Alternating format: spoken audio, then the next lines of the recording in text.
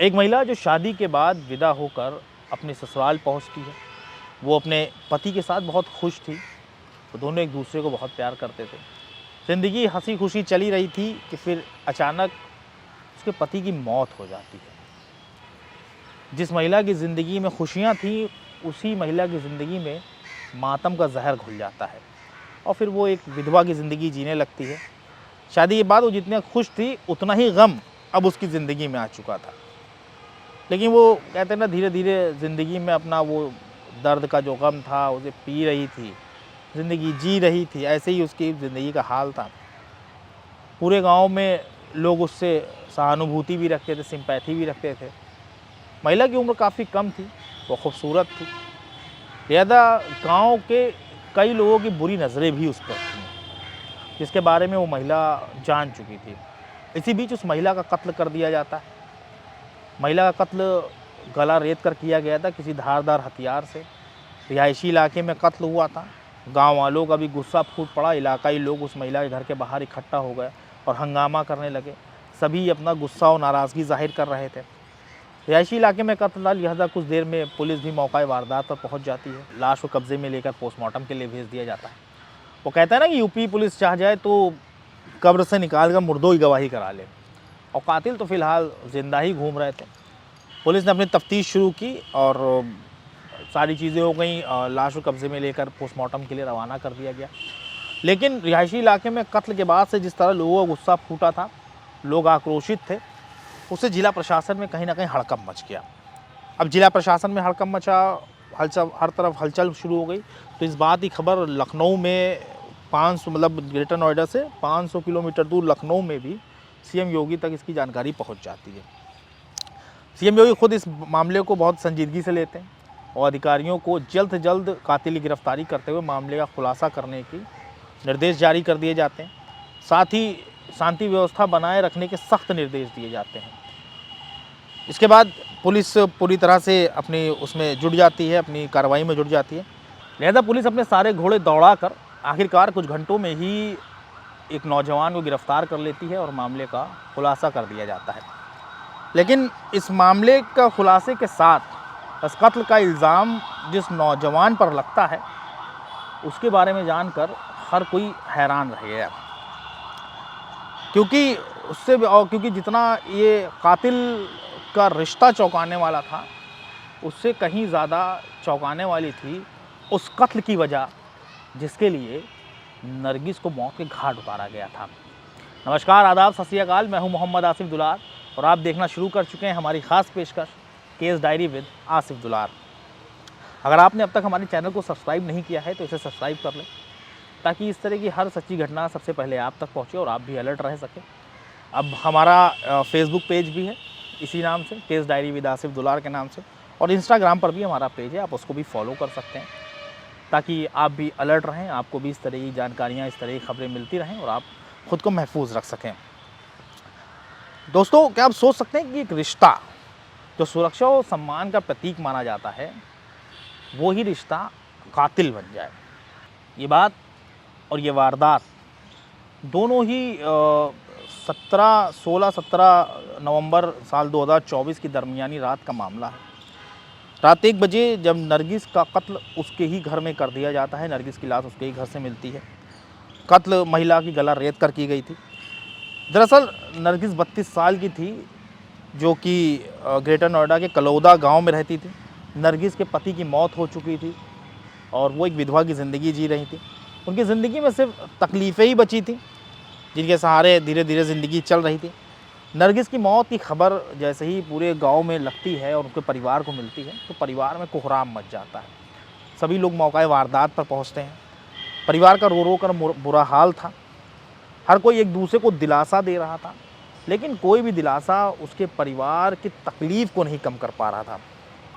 परिवार के साथ साथ परिजनों को भी ये समझ में नहीं आ रहा था कि आखिर कौन सी ऐसी वजह थी जिसकी वजह से नरगिस का इतनी बेरहमी से कत्ल कर दिया गया। कुछ दिनों पहले पति की मौत हो जाती है, फिर उसके बाद नरगिस को भी इस तरह मौत के घाट उतार दिया जाता है। परिवार में कोहराम मचा हुआ था, जहां परिवार पूरा मातम में डूबा हुआ था, वहीं पूरे इलाके में इस कत्ल के बाद से दहशत का माहौल था। हर कोई बातें कर रहा था, तमाम तरह की बातें हो रही थीं। हर कोई ये जानना चाहता था कि आखिर ऐसी कौन सी गलती नरगिस से हो गई जिसकी उसे इतनी बड़ी सज़ा मिली। कुछ देर पे ही मौका वारदात पर पुलिस भी पहुंच जाती है। रिहायशी इलाके में कत्ल हुआ था, लिहाजा कई थानों की पुलिस वाला अधिकारी मौके पर पहुंचते हैं। लाश को कमरे से बाहर निकाला जाता है और पंचनामा भरकर लाश को पोस्टमार्टम के लिए मर्चरी भेज दिया जाता है। पुलिस परिवार से पूछताछ करती है, लेकिन कोई ख़ास बात निकलकर सामने नहीं आती, क्योंकि नरगिस पति की मौत के बाद से अपने काम से ही काम रखती थी। वो उसका किसी से कोई विवाद भी नहीं था। ऐसे में उसका कोई कत्ल कर दे, ये बात किसी के गले भी नहीं उतर रही थी। लेकिन पुलिस ये समझ चुकी थी कि इस कत्ल के पीछे कोई एक गहरा राज है जिसकी पर्देदारी चल रही है। परिजनों के बाद पुलिस ने आस पड़ोस के लोगों से भी काफ़ी पूछताछ की, उनसे भी जानकारी जुटाने की तमाम कोशिशें की गई, लेकिन पुलिस को कोई पुख्ता सबूत नहीं मिल पाया जिसकी बिना पर कातिल तक कानून के हाथ पहुंच पाते। मोहल्ले वालों से और परिजनों से पूछताछ में एक अहम बात निकलकर सामने आ जाती है, और वो ये कि महिला का एक भतीजा था शाहरुख, जिसकी उम्र 28 साल थी। शाहरुख शादीशुदा शख्स है और उसका महिला के घर काफ़ी आना जाना था। वो दोनों एक दूसरे को बहुत मानते थे, लेकिन कत्ल के बाद से शाम से ही शाहरुख गांव में दिखाई नहीं दे रहा था। शाहरुख गायब था, और इतनी बड़ी वारदात होने के बावजूद, जिसकी जानकारी करीब करीब पूरे गांव में अगल बगल पूरे जिला प्रशासन में फैल गई हो, उस खबर को जानने के बावजूद शाहरुख मतलब नरगिस के पास नहीं आया, नरगिस को देखने तक नहीं आया। ये बात भी अब पुलिस के गले नहीं उतर रही थी। लिहाजा पुलिस ने तफ्तीश शुरू की और शाहरुख की तलाश शुरू कर दी। कुछ घंटों के भीतर ही आखिरकार यूपी पुलिस ने शाहरुख को गिरफ्तार कर लिया। पुलिस शाहरुख को लेकर थाने पहुंचती है।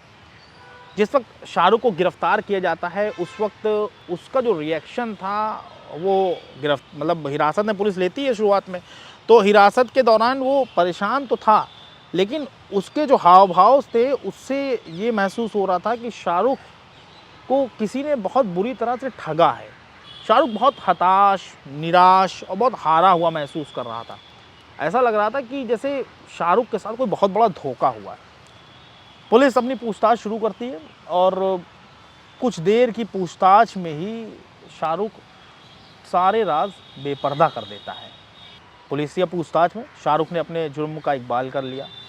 शाहरुख ने कबूल कर लिया कि कत्ल उसी ने किया है, यानी अपनी चाची नरगिस को उसने ही मौत के घाट उतारा है।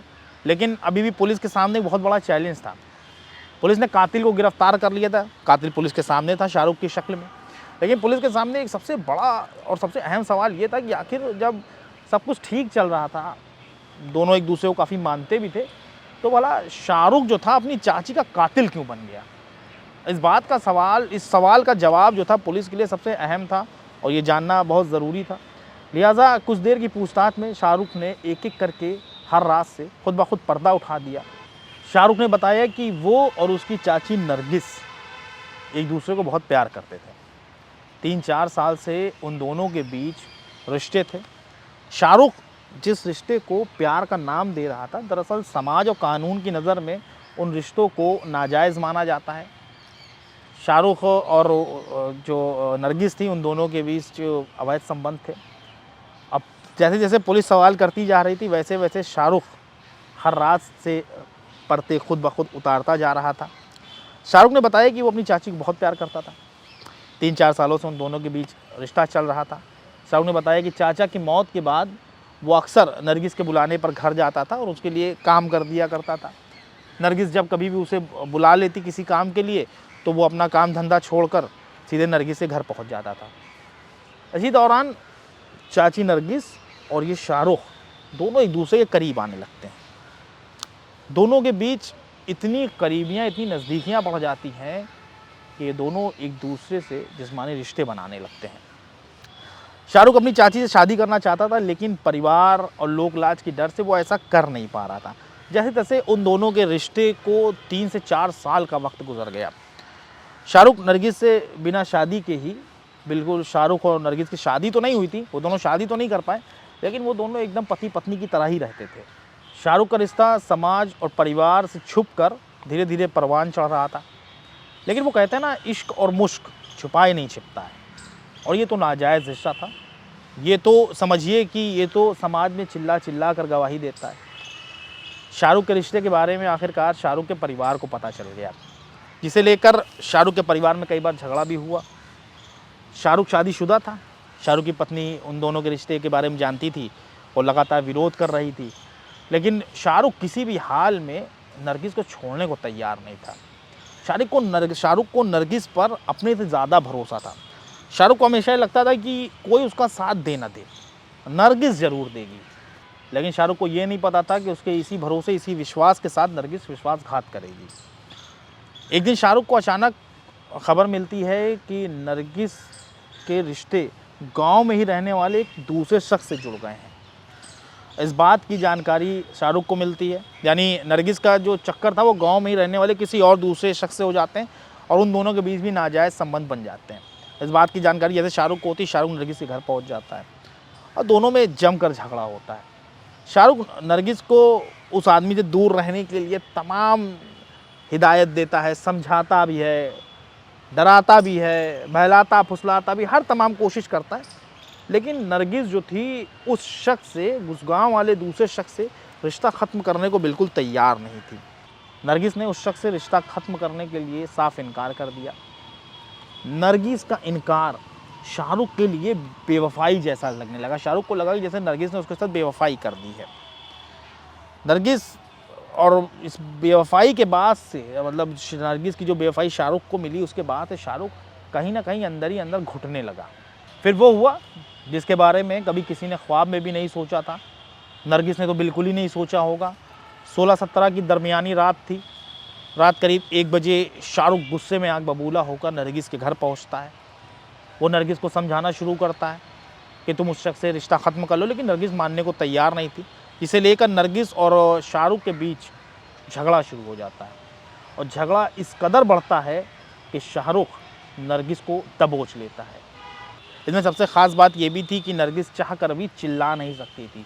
अगर वो चिल्लाती तो आसपास के लोग, पास पड़ोस के लोग जाग जाते और वो मौके पर आ सकते थे, और अगर वो मौके पर आ जाते तो जाहिर सी बात है शाहरुख और नरगिस की सारी पोल पट्टी खुल जाती। लिहाजा नरगिस चिल्ला भी नहीं पाई। लेकिन नरगिस इससे पहले कुछ समझ पाती, शाहरुख चाकू निकाल लेता है और पूरी ताकत के साथ वो नरगिस के गले पर चाकू रेतना शुरू कर देता है। गले पर चाकू चलना था कि नरगिस के गले से खून की धार चलने लगती है, धलधलाकर खून बहने लगता है और नरगिस गश खाकर मौके पर ही गिर जाती है। गैर हालत में नरगिस मौके पर गिर चुकी थी और कुछ देर तड़पने के बाद आखिरकार उसने दम तोड़ दिया। नरगिस का कत्ल हो चुका था, उसका मुर्दा जिस्म उसके ही घर में फर्श पर पड़ा हुआ था। शाहरुख इन सब चीज़ों को देखकर सकपका जाता है और वो तुरंत ही मौके से चाकू को लेकर फरार हो जाता है। रिहायशी इलाके में कत्ल था। पूरे गांव के लोग नरगिस के घर के बाहर इकट्ठा हो जाते हैं। सभी इस कत्ल के ख़िलाफ़ अपना गुस्सा ज़ाहिर करने लगते हैं, कड़ी नाराज़गी ज़ाहिर करने लगते हैं। गांव में तनाव का माहौल हो जाता है, जिससे पूरे ज़िला प्रशासन में हड़कंप मच जाता है। उसके बाद इस बात की जानकारी लखनऊ में सीएम ऑफिस, सीएम योगी तक पहुंचती है और सीएम योगी खुद इस मामले पर संज्ञान लेते हुए अधिकारियों से बात करते हैं और जल्द से जल्द इस मामले का खुलासा करने का निर्देश जारी कर देते हैं।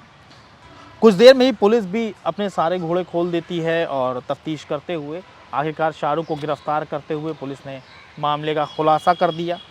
गांव में एक जो है पुलिस की एक टुकड़ी तैनात कर दी जाती है ताकि शांति व्यवस्था बनाए रखी जाए, कि इस तरह कोई अप्रिय घटना भी ना होने पाए। फ़िलहाल पुलिस ने शाहरुख को कोर्ट में पेश करने के बाद जेल भेज दिया है और शाहरुख अब सलाखों के पीछे है। इस खबर को दिखाने का मकसद ये बिल्कुल नहीं है कि हम किसी की भावना को ठेस पहुंचाएं या किसी के सम्मान को ठेस पहुंचाएं या किसी की बेइज्जती करें, ऐसा हमारा बिल्कुल मकसद नहीं है। बल्कि इस खबर को दिखाने का, इस खबर को बताने का मकसद सिर्फ इतना है कि आप इस चीज़ को समझ सकें कि समाज और परिवार से दूर भागकर जब इंसान किसी रिश्ते को वजूद में लाता है तो असल में उसका कोई वजूद होता नहीं है, और ऐसे रिश्ते कब तक चलेंगे, उनका अंजाम क्या होगा, इसकी कोई गारंटी नहीं होती। और इस तरह के रिश्ते शाहरुख और नरगिस के बीच में जो हुआ, उनका परिणाम ज़्यादातर इस तरह से ही सबके सामने आता है। ये महज एक वारदात नहीं है, बल्कि हमारे लिए एक सबक है, क्योंकि नाजायज़ रिश्तों को यूं ही नाजायज़ नहीं ठहराया गया। जब इंसान किसी रिश्ते की मर्यादा को लांघ जाता है और समाज की बनी हुई जो एक सीमाएं हैं उनको लांघ कर किसी रिश्ते को वजूद में लाता है, तो जाहिर सी बात है उन रिश्ते का कोई वजूद होता नहीं। इस तरह के रिश्तों में आंखों पर एक पर्दा पड़ जाता है जिसमें इंसान सही गलत का फ़र्क नहीं कर पाता। लेकिन इन रिश्तों का अंजाम, जो भी रिश्ते समाज और परिवार की मर्यादाओं को लांघ कर बनाए जाते हैं, उन रिश्तों का अंजाम ज़्यादातर खौफनाक ही होता है। आपको हमारी ये पेशकश कैसी लगी, इसके बारे में कमेंट सेक्शन में ज़रूर बताइएगा। बहुत जल्द एक नई सच्ची घटना के साथ हम आपके सामने हाजिर होंगे। तब तक के लिए हमारी पूरी टीम को इजाज़त दीजिए और अपना ख्याल रखिए।